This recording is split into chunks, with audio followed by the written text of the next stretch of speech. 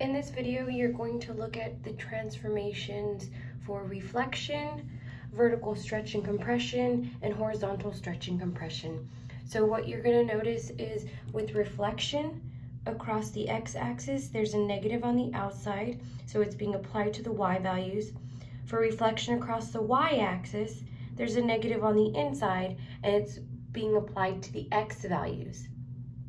For vertical stretch and compression, it's going to be multiplication on the outside, so multiplication to that y value.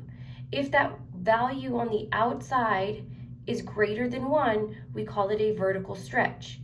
If the value is in between 0 and 1, we call it a vertical compression. So understand, again, on the outside, it's still vertical, very similar to our transformations when we looked at from yesterday. Moving on the outside is vertical up or down.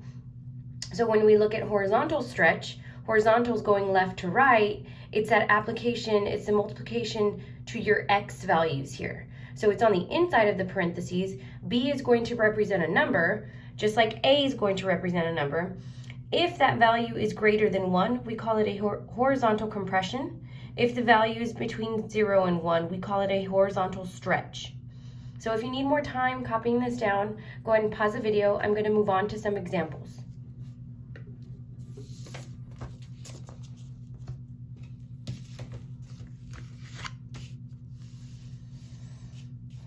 In this example, we are going to describe the transformation that maps f of x to g of x. Again, you want to remember that f of x is our parent function.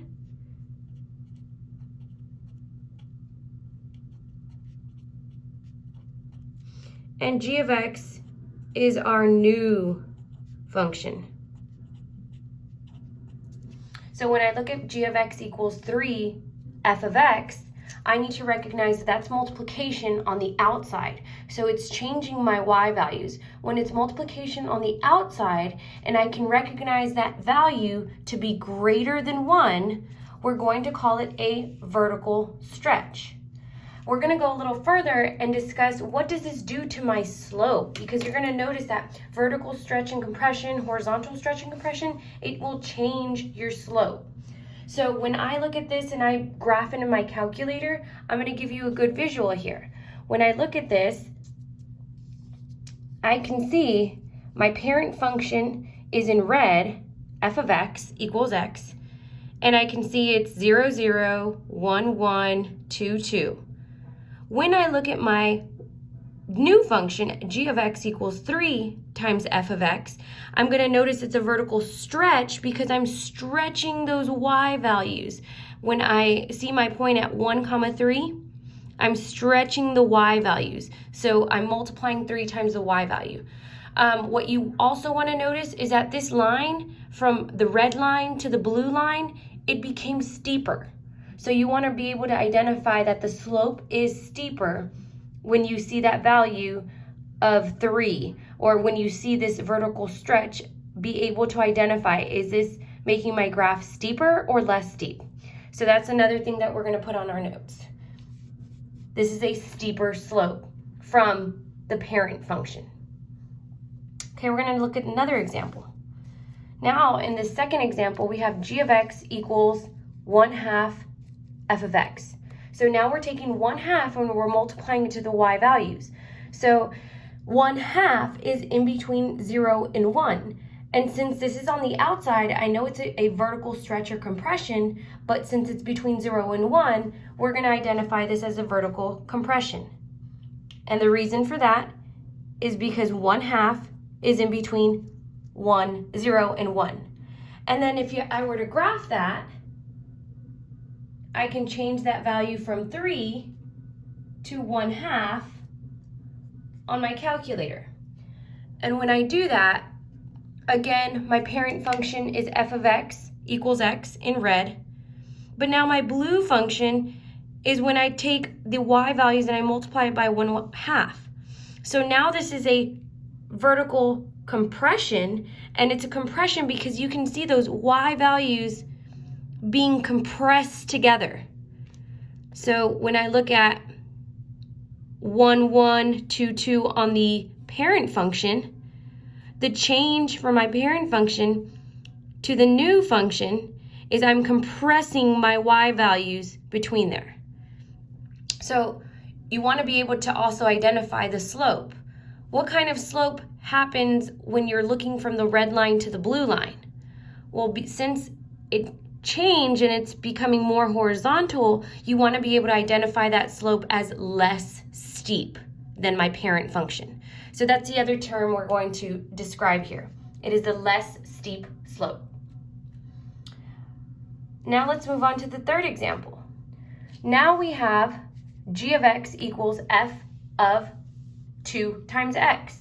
So now we want to say this is on the inside of my parentheses.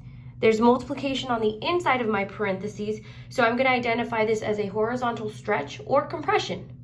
Since this value that's being multiplied on the inside is greater than 1, we are going to identify this as a horizontal compression. And again, we can take our calculator and enter this to visually see what this does to our graph as far as the slope goes.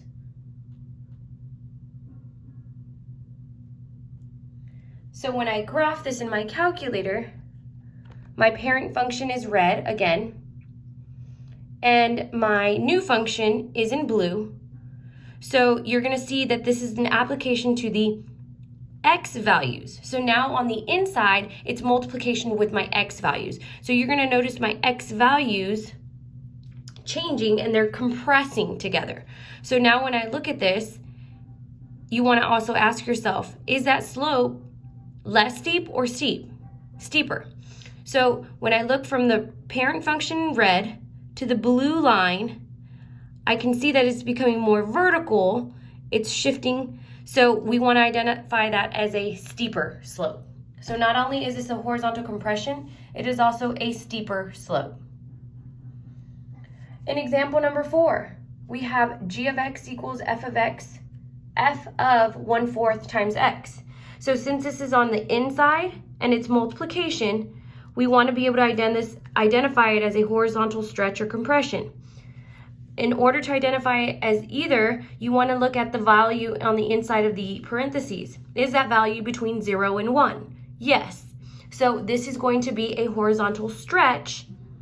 And then if you want to identify the slope, again, you're going to be able to graph it and visually see that when you take 1/4 times your x values for that parent function, from the red line to the blue line, you're going to notice that that slope becomes less steep. So not only is this a horizontal stretch, but the slope is less steep as well. In example number 5, you're going to see it, g of x equals f of x, f of negative x.